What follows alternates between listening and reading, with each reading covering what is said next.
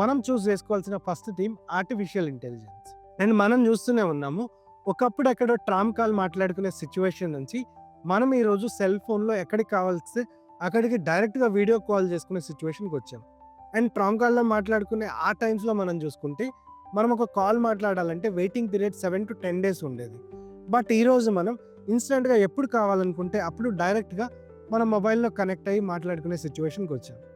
And ఇది 1990s are 2000s మనం మాట్లాడుకుంటే ఇది వాళ్ళకి కొంత ఫ్యాన్సీగా అనిపించే అవకాశం ఉంది. బట్ అదే మొబైల్కి సంబంధించిన లేదా మొబైల్ యాక్సిలరీకి సంబంధించి అండ్ మొబైల్ యాక్సరీస్కి సంబంధించి లేదా డేటాకి సంబంధించి ఏమన్నా స్టాక్స్ ఉంటే ఆ స్టాక్లో వచ్చిన విపరీతమైన search due to it's usage అన్నది మనం గమనిస్తూ ఉన్నాం.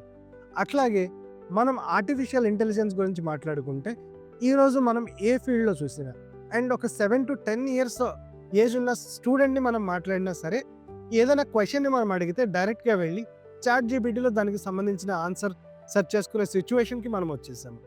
అండ్ అప్కమింగ్ 2 to 3 years ఇది ఇంకా చాలా ర్యాపిడ్గా గ్రో అయ్యే అవకాశం ఉంది. అండ్ ప్రతి సెక్టార్లో అది పెనట్రేట్ అవుతున్న సిచ్యువేషన్ మనం చూస్తే మనం ఈ స్టాక్ మార్కెట్లో దానికి సంబంధించిన స్టాక్స్ ఏమన్నా ఉంటే దాని మీద ఫోకస్ చేయాల్సిన నీడ్ ఉంది అన్న విషయాన్ని మనం అర్థం చేసుకోవాలి. Investments in the securities market are subject to market risk. Read all the related documents carefully before investing.